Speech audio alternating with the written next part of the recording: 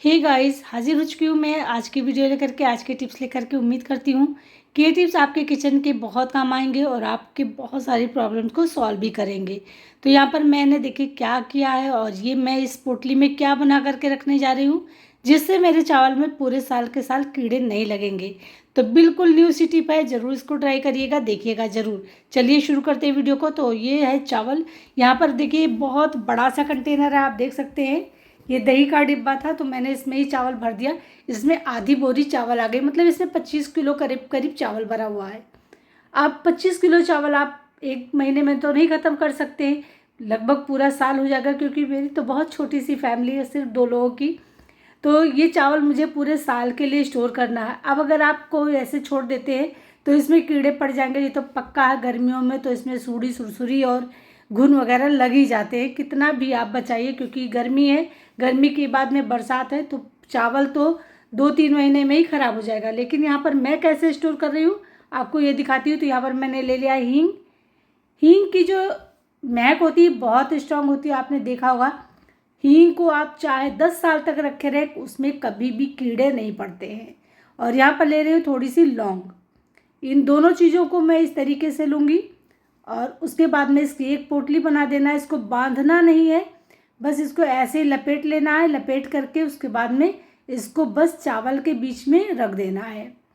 तो यहाँ पर आपको इस तरीके से गड्ढा जैसा बनाना, उसके बाद में रख देना है। अब ढक्कन बंद कर दीजिए और पूरे साल के लिए निश्चिंत हो जाइए। आपके चावल में कुछ भी नहीं होने वाला। आपने चावल जैसे रखा ना वैसे ही आँख बंद करके डाल दीजिए पकने के लिए, इसमें कुछ भी नहीं निकलने वाला है, ये मेरी गारंटी है। और आप शायद पूछ सकते हैं, जो आपके बड़े बुजुर्ग होंगे इसी तरीके से पहले रखा जाता था। चलिए बढ़ते हैं नेक्स्ट की तरफ। तो नेक्स्ट टिप में मैं बहुत ही यूजफुल सी टिप लेकर के आई हूँ, और मैंने इसको स्टोर करने का सही तरीका, रखने का, जो हमारा ऑयल डिस्पेंसर होता है इसका सही तरीका यूज करने का मैंने कई बार वीडियो में बताया हुआ है। लेकिन आज की जो टिप बता रही हूँ ये भी बहुत ही कमाल की है। अक्सर ये प्रॉब्लम हम सभी के साथ में होता है कि हमारा ऑयल डिस्पेंसर बिल्कुल तेल में भीगा रहता है। हम कितना भी संभाल करके तेल निकालें, लेकिन इसमें तेल लगी जाता है, गिरी जाता है। जब भी हम तेल डालते हैं नोज़ल से तेल टपकता है और पूरे में फैल जाता है। तो चलिए पहले मैं इसको क्लीन कर लेती हूँ। देखिए कितना सारा तेल इसमें लगा हुआ है।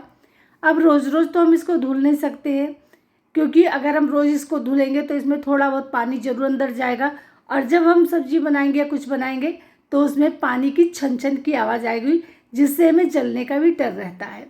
तो इसको हम बस महीने में एक बार ही या 15 दिन में एक बार ही इसको वॉश करते हैं, सुखाते हैं अच्छी तरीके से, पोंछते हैं, फिर इसमें तेल डालते हैं। अब देखिए जैसे हमने इस तेल को ऐसे किया, देखिए ये टपक करके आया। तो ये प्रॉब्लम सभी के साथ में होती है अगर आप इस तरीके के ऑयल डिस्पेंसर का इस्तेमाल करते हैं। तो इसके लिए आपको एक छोटा सा काम करना है, लेना है यहाँ पर टिश्यू पेपर। तो यहाँ पर मैंने पतला वाला टिश्यू पेपर ले लिया है, यहाँ पर आप कोई सा भी ले सकते हैं।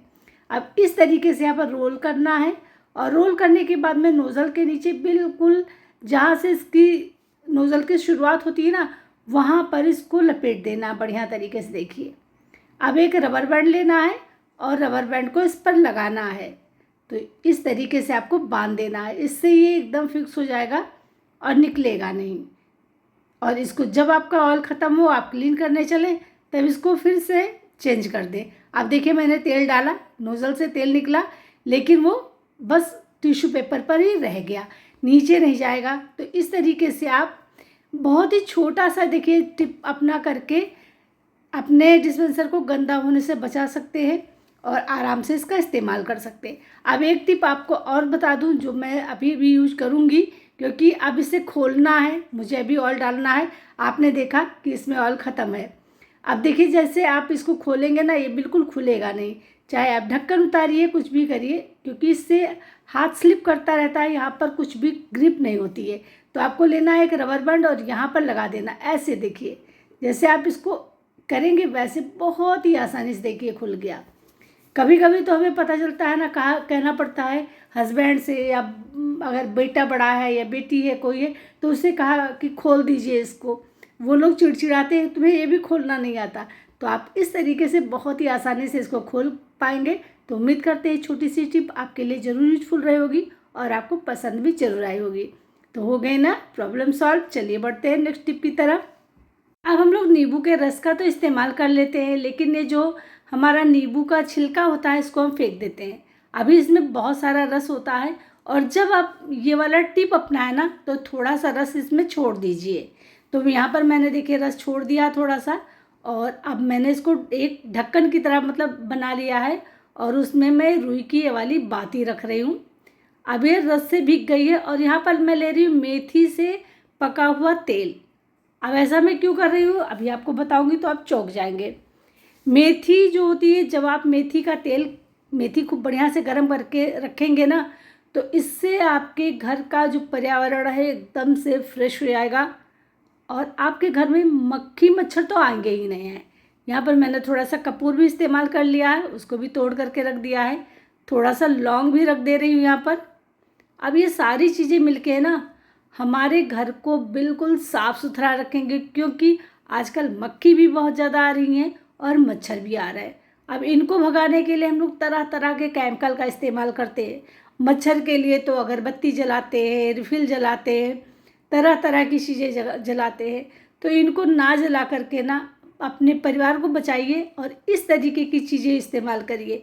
अब देखिए यहाँ पर जो नींबू का रस है वो भी बाती के साथ जाएगा, कपूर, लौंग और मेथी का तेल जो मैंने उबाल करके डाला वो। अब इससे ना आपकी इतनी अच्छी खुशबू पूरे घर में फैलेगी, और मच्छर और मक्खी का पता ही नहीं रहेगा। शाम को आप इसको जलाइए, जब आपको लगे कि 4-5 बजे करीब मच्छर आने लगे हैं तो इसको लेकर के पूरे घर में घूम दीजिए। उसके बाद में दरवाजे के पास इसको जला के रख दीजिए। आपके घर की नेगेटिविटी भी चली जाएगी, और आपके घर से मच्छर भी भाग जाएंगे। मच्छर तो पता ही नहीं चलेगा कि आपके घर में कभी आते भी नहीं हैं। यकीन मानिए, मैं कभी भी गुड नाइट या रिफिल वगैरह कुछ नहीं इस्तेमाल करती। मैं इसी तरीके के देसी नुस्खे अपनाती हूँ। चलिए बढ़ते हैं नेक्स्ट की तरफ। तो नेक्स्ट टिप हमारा इस तरीके से ग्रेटर को लेकर के, आप ग्रेटर को देख सकते हैं कितना ज़्यादा गंदा हो गया है और इसकी धार भी कम हो गई है। तो चलिए आज आपको बहुत ही सिंपल सा तरीका बताती हूँ इसको क्लीन करने का। एकदम से चमकेगा और इसकी धार भी वापस आ जाएगी।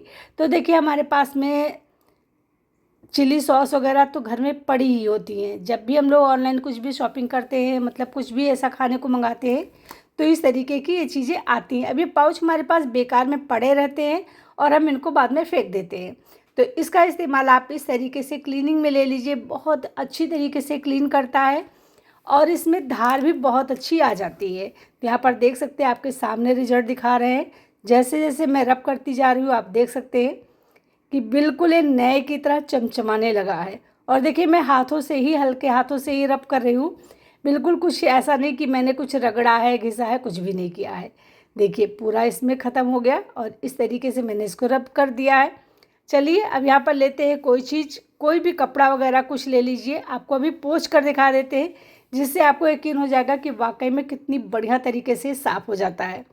टोमेटो सॉस से आपने बहुत बार साफ़ किया होगा, लेकिन आपने इस तरीके से चिली सॉस से कभी नहीं साफ़ किया होगा। तो आप देख सकते हैं आपके सामने रिजल्ट है। बिल्कुल नए की तरह चमचमाने लगे हैं, सारे दाग धब्बे मिट गए हैं और जो इसमें मतलब गंदा गंदा सा लग रहा था वो भी बिल्कुल चमचमाने लगा है। तो इस तरीके से आप देखिए, बेकार अगर आपके पास में पड़ी हुई है सॉस तो बिल्कुल मत फेंकिए। चाहे वो चिली सॉस हो, चाहे टमाटो सॉस हो, कोई चीज़ हो, आप उसका इस्तेमाल क्लीनिंग में कर सकते हैं। आपके स्टील के कोई भी बर्तन होंगे वो चमकने लगेंगे। तो कैसी लगी मेरी टिप? उम्मीद करते हैं आपको बहुत पसंद आई होगी। अभी तो इसको देखिए मैंने पानी से धुला भी नहीं है, फिर भी इसकी शाइन देख सकते हैं, एकदम नए की तरह चमचमा रहा है। यकीन ही नहीं हो रहा कि इतना क्लीन हो सकता है। चलिए बढ़ते हैं नेक्स्ट की तरफ। तो नेक्स्ट टिप में मैंने लिया है यहाँ पर नेल पेंट। नेल पेंट सबसे बड़ी प्रॉब्लम होती है, जब हम बहुत दिनों तक इस्तेमाल नहीं करते हैं तो ये जल्दी खुलती नहीं, जाम हो जाती है। अगर हम इसको किसी और चीज़ से पकड़ कर तेज़ से खोलते हैं तो इसका ढक्कन टूट जाता है, नेल पेंट हमारी बेकार हो जाती है। तो आज मैं आपके साथ में बहुत ही बढ़िया सा टिप बताऊंगी, जिससे आप आसानी से इस्तेमाल भी कर पाएंगे और ये बहुत जल्दी खुल भी जाएगी। तो दरवाजे का जो ये हिस्सा होता है ना, जहाँ से दरवाज़ा मुड़ता है, वहाँ पर आपको इस कैप को ऐसे लगाना, देखिए इस तरीके से हल्का सा प्रेस करना है और उसके बाद में आपको ढक्कन को इस तरीके से घुमाना, शीशी को। ढक्कन कितनी आसानी से खुल गया देखिए। बहुत तेज़ से अगर दबाएंगे तो ढक्कन टूट सकता है, तो बहुत तेज़ से मत दबाइएगा, बस हल्का सा प्रेस करिएगा, आसानी से ये खुल जाएगा। कैसी लगी टिप बताइएगा ज़रूर। पसंद आए हो तो लाइक शेयर करिएगा। चैनल पर नए आए हैं तो सब्सक्राइब ज़रूर कर लीजिएगा, जिससे कि आप मेरी फैमिली का हिस्सा बन जाएंगे और आप मेरे साथ जुड़े रहेंगे। चलिए बढ़ते हैं नेक्स्ट टिप की तरफ। हम लोग अक्सर इस तरीके के टिफ़िन में खाना देते हैं जो एयर टाइट होता है, लेकिन क्या होता है जब हम इसको इस तरीके से दे देते हैं, जैसे कि दाल सब्जी कोई भी चीज़ ग्रेवी वाली, तो ये पूरे ढक्कन में लग जाता है और देखने में काफ़ी गंदा लगता है। कभी कभी तो बच्चे बिल्कुल खाना खाते ही नहीं है, वापस ले आते, कहते हैं कि खोलने पे फैल रहा था। तो अक्सर यही चीज़ होती है, जब पूरे कैप में लग जाता है, जब आप खोलते हैं तो ये नीचे भी गिरता है, कभी कभी बच्चों के कपड़ों पे भी गिर जाता है। तो एक सिंपल सा तरीका अपनाइए। यहाँ पर एक ले लीजिए आप सिल्वर फॉइल, और सिल्वर फॉइल को छोटा सा एक टुकड़ा आपको लेना है, बस इस पर इस तरीके से रख करके पैक कर दीजिए। देखिए, जैसे कि जब आप ऑनलाइन मंगाते हैं कोई चीज़ तो पैक होकर के आती है। अब आपने इस तरीके से पैक कर दिया, अब जो इसका खाना है वो इसके अंदर ही रहेगा। ये कितना भी हिलेगा डुलेगा कुछ भी होगा, खाना कैप में नहीं लगेगा। और जब बच्चा या हस्बैंड कोई टिफ़िन को खोलेंगे ना, तो टिफ़िन बहुत ही साफ़ सुथरा आपका निकलेगा ढक्कन। और जो खाना, देखिए मैं इतना सारा हिला दे रही हूँ, देखिए है, लेकिन कुछ भी बाहर नहीं आया, ना कुछ गिरा। अब चलिए आपको इसको खोल के दिखा देते हैं। सिर्फ और सिर्फ हल्का सा लगा है उसमें, ये देखिए यहाँ पर। अब इसको आप आराम से उठाइए, अलग रख दीजिए और खाना खा लीजिए। उसके बाद में फिर से इसको लगा करके फिर से ढक्कन लगा दीजिए। आपका खाना देखिए गंदा भी नहीं हुआ, फैला भी नहीं, देखने में भी बुरा नहीं लगा, क्योंकि जब कैप में लग जाता है खाना तो देखने में भी काफ़ी बुरा लगता है। तो उम्मीद करते हैं इस टिप को आज के बाद में आप भी ज़रूर अपने बच्चों के साथ अपनाएंगी, या हस्बैंड को टिफ़िन देंगी तो ज़रूर इसका ध्यान रखेंगी। आज वीडियो का यहीं पेंड करते हैं, मिलते हैं आपसे कल नेक्स्ट वीडियो में नेक्स्ट टॉपिक के साथ में। आज की वीडियो में आपको कौन सी टिप अच्छी लगी मुझे कमेंट सेक्शन में ज़रूर बताइएगा, और आप मेरी वीडियो को कहाँ से देख रहे हैं ये भी बताइएगा। तो चलिए मिलते हैं कल, तब तक बाय।